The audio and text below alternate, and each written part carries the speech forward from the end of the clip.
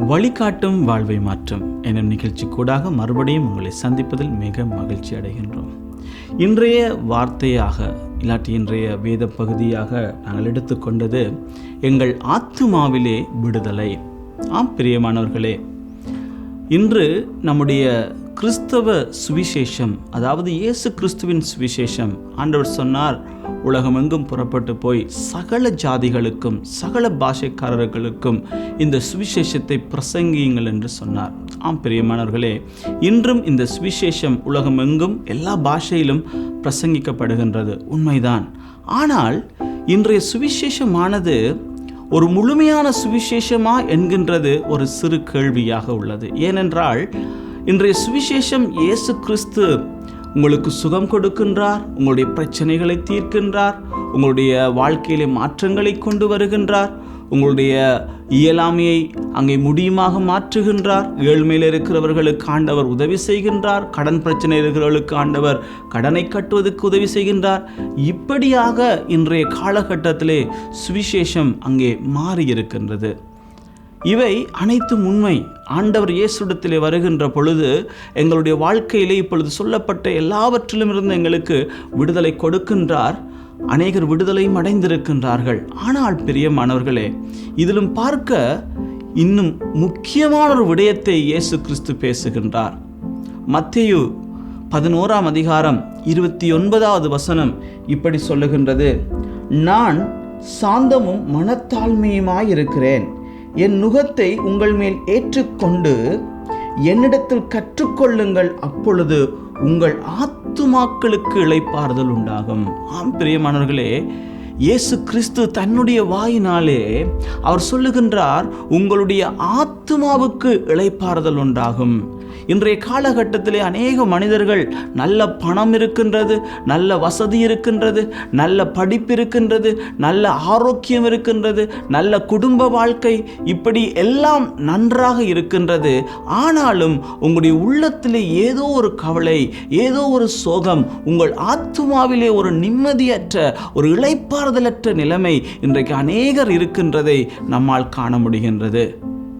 இன்றைக்கு அநேக கிறிஸ்தவர்களும், கிறிஸ்துவை பின்பற்றுகிறேன் என்று சொல்லுகிறவர்கள், சபைக்கு போகின்றவர்கள் கூட இந்த ஆத்துமாவிலே ஒரு இளைப்பாறுதல் அற்ற நிலைமையை நாங்கள் காண்கின்றோம். ஆம் பிரியமானவர்களே, இயேசு சொல்லுகின்றார், உங்கள் ஆத்துமாவிலே ஒரு இளைப்பாறுதலை நான் தருவேன். அது எப்பொழுது நடக்கும்? ஆண்டவர் சொல்கிறார், என்னிடத்திலே கற்றுக்கொள்ளுங்கள், அப்பொழுது உங்கள் ஆத்துமாவிலே விடுதலை உண்டாகும். இன்றைக்கு அநேகர் இயேசுவிடத்திலே வருகின்றார்கள், தங்களுடைய மேல் சரீரம், அதாவது வெளித்தோற்றத்தில் இருக்கிற சரீரத்திலே நல்ல சுகத்துக்காக வருகின்றார்கள். உடனடியாக ஏதோ ஒரு பிரச்சனை, அதிலிருந்து விடுதலை கிடைக்கும்படியாக வருகின்றார்கள்.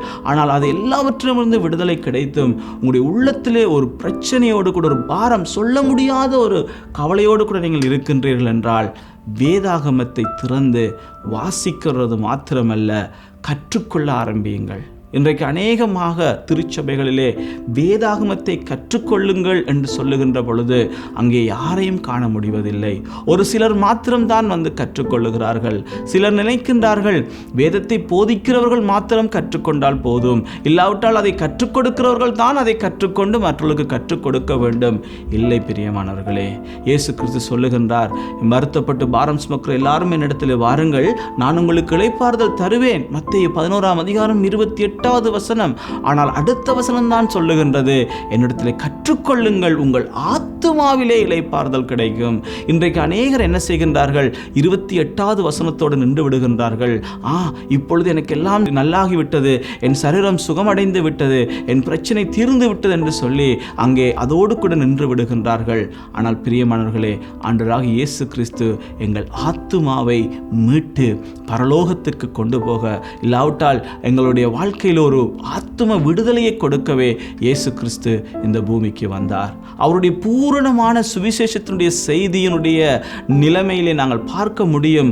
அந்த ஆத்துமாவிலே ஒரு மனிதன் விடுதலை அடைகின்ற பொழுதுதான் அவன் பூரண விடுதலை அடைகின்றான். அதனால் தான் பிரியமானவர்களே, நம்முடைய ஆராதனைகளிலே ஒவ்வொரு ஆலயத்திலும் ஆராதனை முடிந்த பிற்பாடு ஒரு வார்த்தை சொல்லுவோம், என் ஆத்துமாவே கர்த்தரே ஸ்தோத்திரி, என் ஆத்துமாவே கர்த்தரே ஸ்தோத்திரி, என் முழு உள்ளமே அவருடைய பரிசுத்த நாமத்தை ஸ்தோத்திரி என்று எங்களை பார்த்து எங்களுடைய ஆத்துமாவுக்கு சொல்லுகிறோம். ஏனென்றால் எங்கள் உங்களுக்குள்ளே இருக்கிற ஆத்துமா இயேசுடைய அந்த நாமத்தை உச்சரிக்க வேண்டும், அவரை நாங்கள் துதிக்க வேண்டும், அவருடைய வார்த்தையின்படி வாழ வேண்டும் என்பதைத்தான் அந்த என் ஆத்துமாவே என்று சொல்லுகின்றோம். அதனாலே தான் தாவீது இப்படி சொல்லுகிறான், என் ஆத்துமாவே ஏன் நீ கலங்குகிறாய், என் ஆத்துமாவே ஏன் நீ திகைங்கிறாய், என்னுடைய கர்த்தர் உயிரோடு இருக்கிறார் அல்லவா.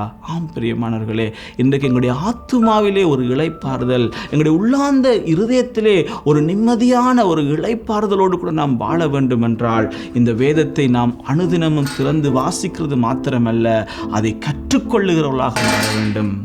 ஆம் பிரியமானவர்களே, இன்றைய நாளிலே உடைய திருச்சபைகளிலே வேத படிப்பு இருக்கின்றது, இல்லாவிட்டால் இறையியல் கல்லூரிகளிலே வேத படிப்பு இருக்கின்றது, இல்லாவிட்டால் இன்னும் அநேக முறைகளிலே இன்றைக்கு வேதத்தை கற்றுக் கொடுக்கின்றவர்கள் இருக்கின்றார்கள். ஒரு விசை நீங்கள் வேதாகமத்தை கற்றுக்கொண்டு பாருங்கள். அதில் இருந்து உண்டாகின்ற அந்த விடுதலையின் வார்த்தைகள் உங்கள் உள்ளார்ந்த இருதயத்திலே எவ்வளவு பெரிதான ஒரு மாற்றத்தை கொண்டு வருகிறது என்பதை உங்களாலே கவனிக்க முடியும். பிரியமானவர்களே, இயேசு கிறிஸ்துடைய ஊழிய வாழ்க்கையிலே அவர் 3.5 வருடங்கள் ஊழியம் செய்ததாக வேதம் கூறுகின்றது. அந்த 3.5 வருடத்திலே அவர் அதிகமாகவே வேதத்தை கற்றுக் கொடுத்தார். தன்னுடைய சீடர்களுக்கு வேதத்தை கற்றுக் கொடுத்தார். அவருடைய அதிகமான ஊழியம் கூட அவர் கற்றுக் கொடுத்ததிலே தான் அவர் நேரம் செலவிட்டார். காரணம் என்ன தெரியுமா? வேத வார்த்தைகளை எந்த ஒரு மனிதன் கற்றுக்கொள்ளுகிறானோ அந்த மனிதனுடைய வாழ்க்கையிலே ஒரு பெரிய விடுதலை உண்டு. சங்கீதம் 1 வண்ணமாய் சொல்லுகிறது, கர்த்தருடைய வேதத்திலே இரவும் பகலும் தியானமாய் இருக்கிற மனுஷன் பாக்கியவான், அவன் நீர்க்காரங்கள் ஓரமாய் நடப்பட்டு தன் காலத்தில் தன் கனியை கொடுக்கின்ற இலையுதிராத மரத்தை போல இருக்கிறான் என்று வேதம் சொல்லுகிறது. அங்கே தியானம் என்று சொல்வது கற்றுக்கொள்ளுகிறதை குறிக்கின்றது. பிரியமானவர்களே, இன்னைக்கு வேதாகமத்தை, கடவுளுடைய வார்த்தையை கற்றுக்கொள்ளுகிற ஒரு மனிதன் எவ்வளவு ஸ்லாக்கியவான் என்பதை நாம் கற்றுக்கொள்வதனாலே நாம் அறிந்து கொள்ள முடியும். ஆகவே பிரியமானவர்களே, இன்றைக்கு வேதத்தை நாம் ஒவ்வொருவரும் கற்றுக்கொள்ள வேண்டும்.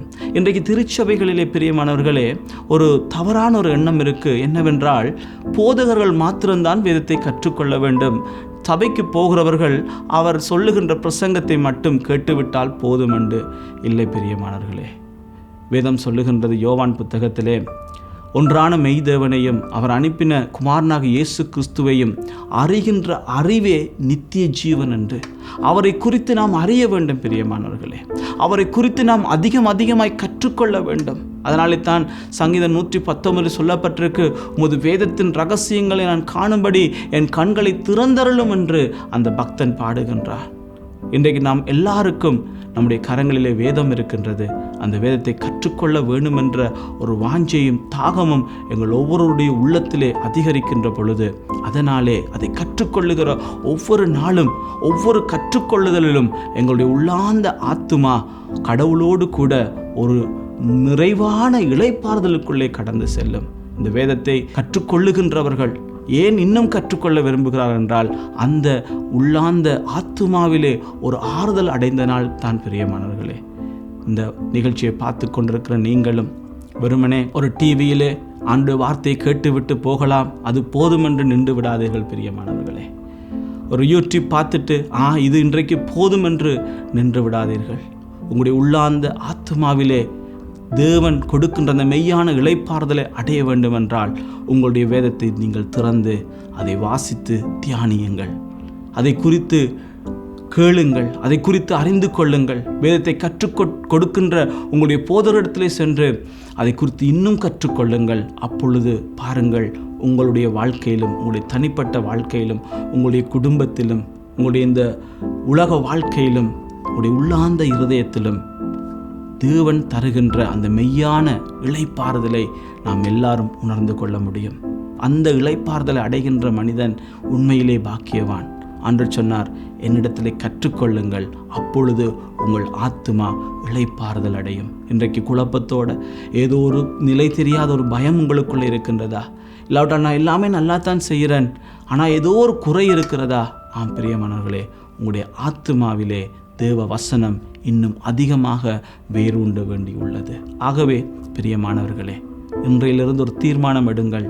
ஒரு நாளுக்கு ஒரு அரை மணித்தியாலமாவது நான் வேதத்தை கற்றுக்கொள்ள நேரம் ஒதுக்குவேன் என்று தீர்மானித்து இதை உங்களுடைய வாழ்க்கையில் அபியாசப்படுத்தி பாருங்கள். இன்னும் ஒரு மாதம் போகட்டும், உங்களுடைய வாழ்க்கையில் மிகப்பெரிய மாற்றத்தை நம்முடைய ஆண்டவராகிய இயேசு கிறிஸ்து செய்வாராக. பரிசுத்த ஆவியானவர் உதவி செய்வாராக. கண்களை மூடி நாம் ஜெபம் செய்வோமா? வானத்தையும் பூமியும் படைத்த சர்வ வல்லமையுள்ள எங்கள் பிதாவே, உம்முடைய வேத வார்த்தைகளை கற்றுக்கொள்ளும்படியாக ஒரு அழைப்பை நீர் எங்களுக்கு கொடுக்கின்றீர். நன்றி ஆண்டவரே. ஆண்டவரே, நாங்கள் கற்றுக்கொள்ள ஒரு தீர்மானம் எடுக்கின்றோம். அதுக்கு வேண்டிய எல்லா கிருபையும் எங்களுக்கு தாங்க. அதை கற்றுக்கொள்ள வேண்டும் என்ற ஆசை எங்களுடைய உள்ளத்தில் ஏற்படுத்துங்க. கற்றுக்கொள்ள எங்களுடைய ஆத்மாவிலே ஒரு இளைப்பாறுதல் தருவேன் என்று சொல்லியிருக்கிறீங்க. மெய்யாகவே எங்களுடைய ஆத்மாவிலே இளைப்பாறுதல் தேவை. உங்களுடைய வேத வசனத்துக்கூடாக அது கிடைக்கும் என்பதை நாங்கள் இன்று கவனித்தோம். இதை எங்களுடைய வாழ்க்கையிலே அனுதினமும் நாங்கள் செய்து எங்களுடைய வாழ்க்கையின் முழுமையை நாங்கள் பெற்றுக்கொள்ள கிருபை செய்வீராக. இயேசுவின் நாமத்தினாலே ஜெபிக்கிறோம் எங்கள் நல்ல பிதாவே. ஆமென். God bless you.